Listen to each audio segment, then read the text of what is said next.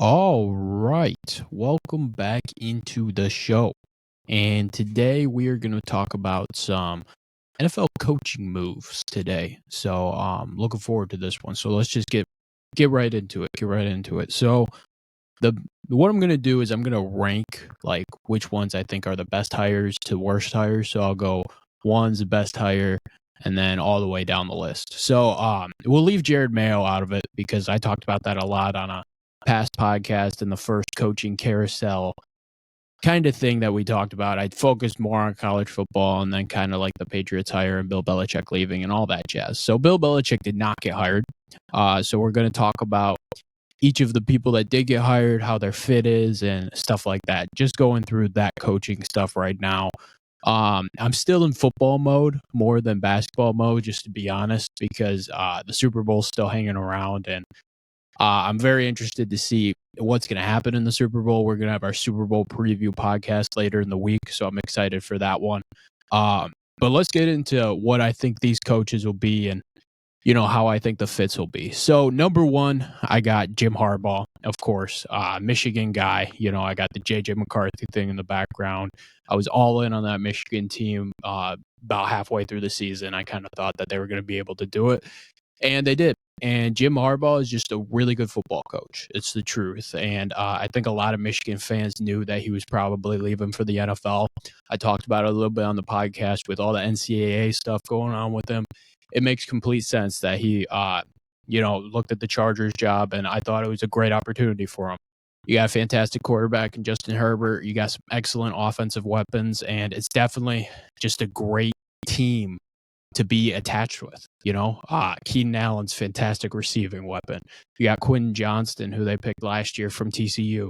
You got Joshua Palmer. You got a lot of receiving weapons to play with. You got Austin Eckler, who's a fantastic receiving running back. You got a lot of pieces overall.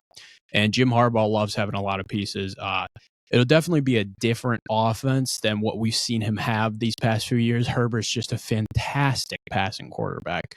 I think in everybody's rankings, he's probably a top 5 quarterback in the NFL. So it's definitely going to be interesting to see how Jim Harbaugh uses a quarterback like that, because we haven't really seen it. Even with his 49ers teams back in the day, it was more run-based offense using Colin Kaepernick as a game manager, things of that nature. So it's definitely going to be interesting to see how he uses them. I mean, we saw a little bit with Alex Smith when he was in the 49ers, and I'm sure it'll be kind of similar to that. Herbert's a lot more dynamic, so it'll definitely be interesting to see what he does there. But that fit is just so great. It's so great because Harbaugh is the number one name in the college football coaching world, and bring him into a great situation like the Chargers.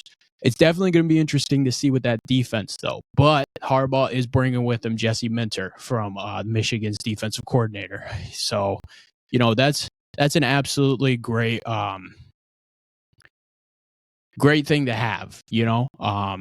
So I'm really excited to see what transpires there, and I definitely think it's going to be really interesting. Jesse Minter is a fantastic defensive coordinator. I think he will end up being a head coach somewhere in the future.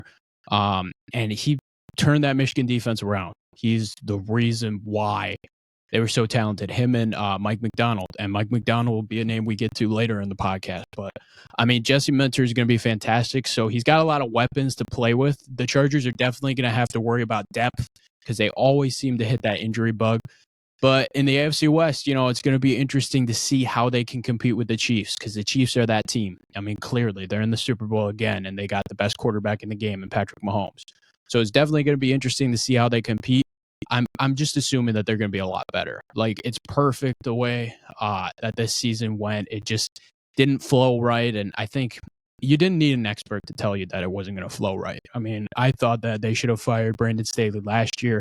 It didn't happen, which shocked me.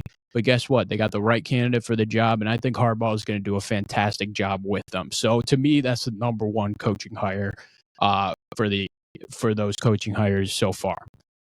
Number 2, if I'm looking at number 2, I'm looking at all these names right now. I just got a picture on my phone looking at the names, and I'm trying to formulate a standing right now. If I'm going with number 2, I'm going to go with, I want to pick Mike Macdonald here, but I'm not. I'm going to go with Antonio Pierce.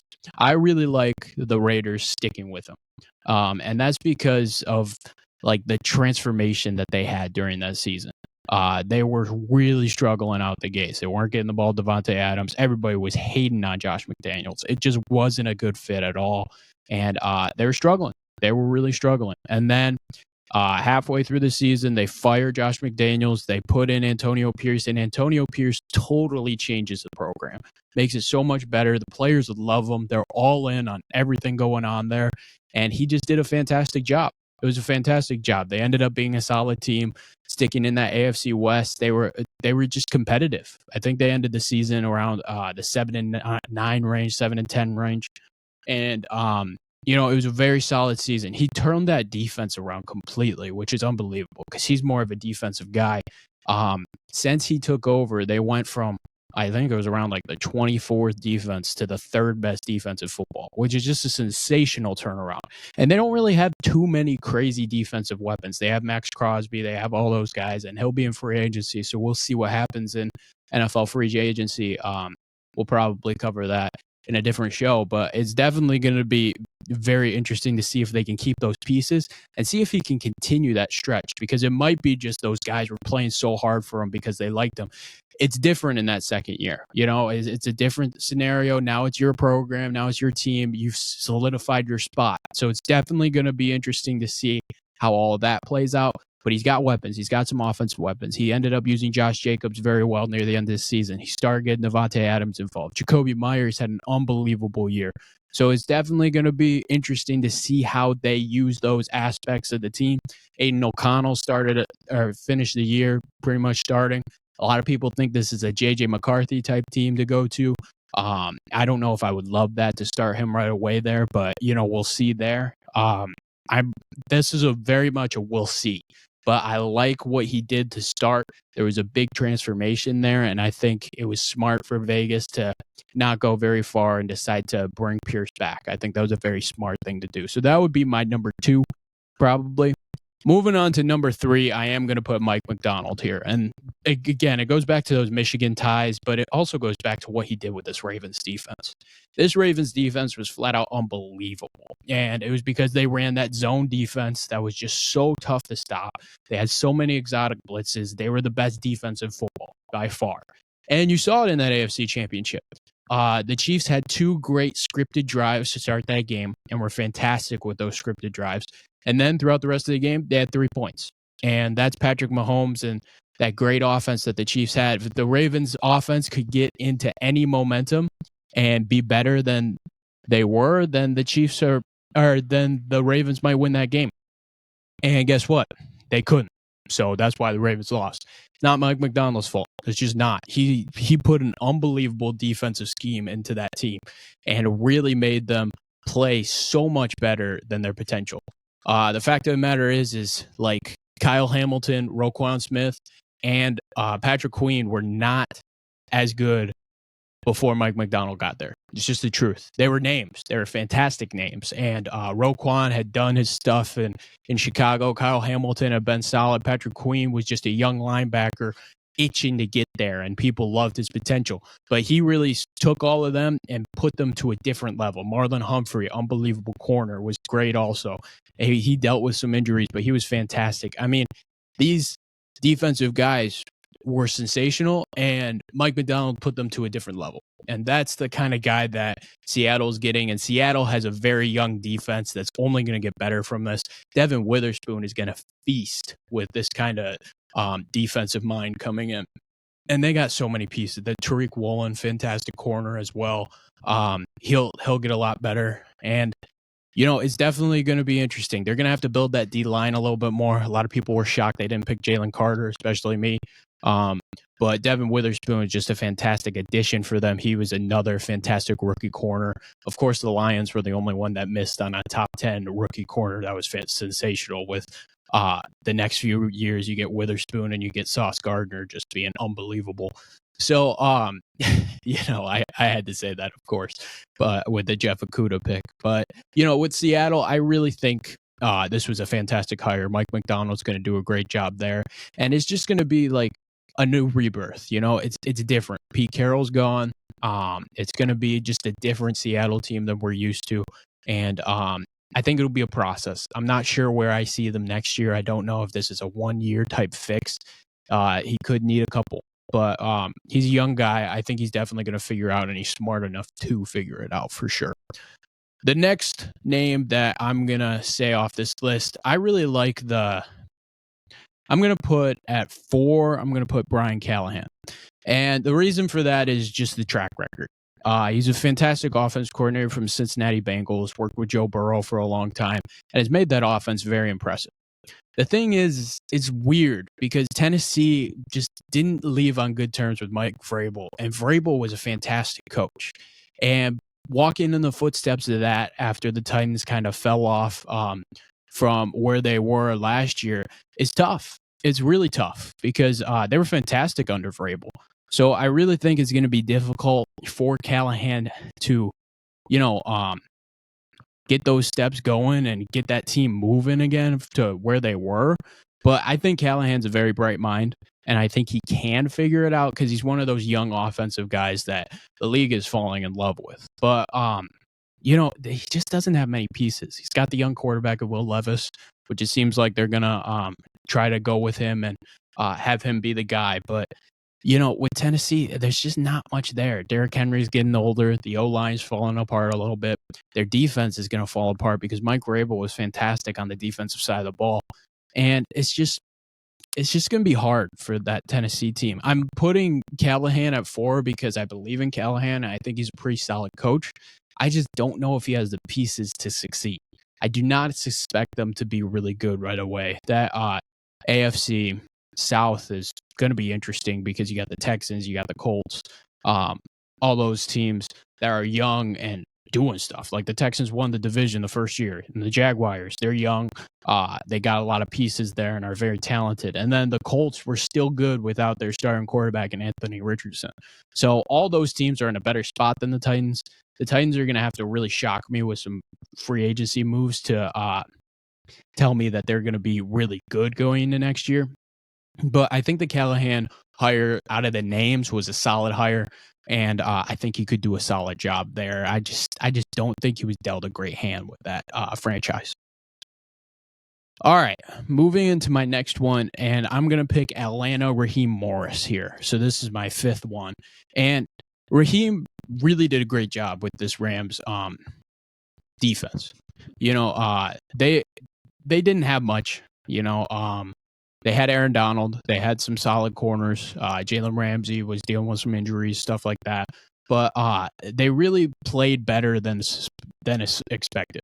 And he really did a great job scheming for the Lions and, trying to put in different things. And I definitely think he's a young guy. He had an opportunity before early 2000s, really before I was locked into the NFL like I'm starting to be now. And I think he'll do a solid job. To be honest with you, I don't know too much about him. He's done a solid job with the Rams in the past, and it's a pretty good hire for the Falcons. I really suspected them to just go with Belichick. That was kind of like what I was hearing all the time and stuff like that. So the reason why he's so low is because, to be honest, I don't know too much about him, and I think he'll do a solid job. But the Falcons are just in such a weird situation, like where maybe they just need a new voice, but also they just don't have that quarterback. And that quarterback is just so important in this league. And, it's interesting. They're down at the 8th pick. They're probably going to miss out on one of the top 3 guys, which we'll get into some draft stuff soon. Probably around March, we'll get into that draft stuff before the NFL draft. And I just think it's tough. It's tough there. It's another weird hand to be dealt because they were winning before and you got to sustain that winning. But you have weird pieces. Like they drafted Bijan last year, and they already had a lot of great running backs and a great running game. We talked about that a lot on the last podcast. Well, not the last podcast, last year podcast going into the year. And then on defense, it's just solid pieces. It's a very average team. And it's hard to take the next step with that kind of team. So that's why it's a weird situation. I wasn't really sure how to rank him, so I'm putting him as my 5th best. Callahan and Morris are probably in the weirdest situations to me. All right. Number 6, and these are the last 2 hires. I'm gonna put Dan Quinn at 6 with the Commanders, and, this is just because it's a weird hire to me. Both of these were, eh. No, I'm gonna change my mind right here. I'm actually gonna put the Panthers, Dave Canales, in at, 6, and this is just because he's a really young guy. Really, really young guy. He's 33-year-old, was the offensive coordinator for the Bucks, and he kinda turned them around. You know, he did a very solid job, with that Bucks team, and this kinda just came out of nowhere. Apparently, he had a connection within the organization. They worked together for a little while, and, the ownership was comfortable with him, and that's why they went and hired him. And, you know, he's bringing in a lot of these Buccaneers coaches with him, a lot of young guys. And I think it could be a solid fit. If he can connect with Bryce Young on a different path, get him an O line, get him the help he needs, it could be solid. But this is another rebuilding thing. If they were to win 5 games next year, this is a step up, 100%. It sucks that they don't have a first round pick this year. It just does because they're in a really, really rough spot. They would have had the first overall pick. And of course, they traded that pick for Bryce Young. So they need Bryce Young to work out. So he's got to make a great connection with Bryce Young. And then they got to bring in some good defensive tools because they don't have much. Their defense was really rough throughout the whole year, and it was tough to watch that Panthers team. I was very much in on them because I liked some of the pieces receiving wise they brought in.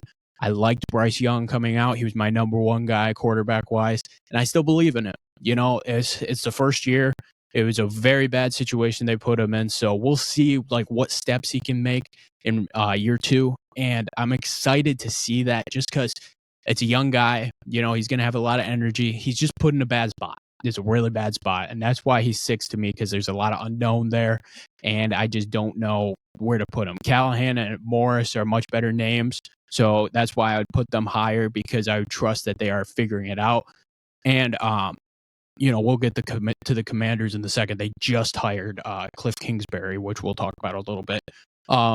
And you know, I think with Canales, he's definitely that Bryce Young relationship is going to be huge to determine where that team goes 100% because that's Bryce Young or nothing. It really is. Like Bryce Young has to work out. They have to get that run game going. They have to figure out an offensive style in order to succeed. All right, Commanders, last one. Dan Quinn really didn't make much sense to me. I think everybody thought that it was going to end up being Ben Johnson from Detroit, which would have made a lot of sense. I think they wanted to go Ben Johnson, but Ben Johnson, there was some stuff where he asked for a ridiculous price. And to be honest with you, I think he just wanted to go back to Detroit. That NFC championship left a sour taste in a lot of people's mouths, including me. And I think that's just what he wanted to do. I don't think he wanted to be with the Commanders. A lot of people saw with the Commanders, like they brought in Bob Myers to help them hire a coach. And Magic Johnson's part of the ownership. A lot of people just saw basketball heads thinking that they knew everything about football. That's what Ben Johnson saw. There was a couple of reports that I saw that that's what Ben Johnson thought. And of course, you don't know with all that stuff, but that can't happen. 100% it can't happen. And you know, I think Dan Quinn, I really like him because he's a very good defensive mind. He brought that Cowboys defense and made them sensational. But it's just a weird hire because they traded a lot of their defense last year to kind of fall apart. And, you know, they're in a really bad spot. Like they don't have Sam Howell's not that good. You know, they don't have great pieces. Commanders are going to have like the second or third pick. They'll probably go with a guy like Drake May, which I would love for them actually. But you just expect them to bring an offensive mind in. And they just hired Cliff Kingsbury, who I think would actually be very good for a young quarterback. But I really think it's going to be a process with this Commanders team, 100%. It was just so weird to me that they traded so much defense last year. I didn't like that they traded Sweat. I didn't like that they traded Chase Young. And, you know, it's just different. You know, it's different. So overall, I'm excited to see all of these coaches. Just the Dan Quinn one doesn't really make much sense, so I'm not too high on him. Dave Canales is just a big question mark. Raheem Morris, I don't know much about. And then Brian Callahan, I think solid coach, just a not great situation. Antonio Pierce, you know, we'll see.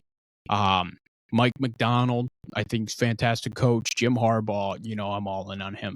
So overall, just a very interesting coaching carousel and like looking at all these coaches. And I think it's definitely going to be a fun NFL season next year.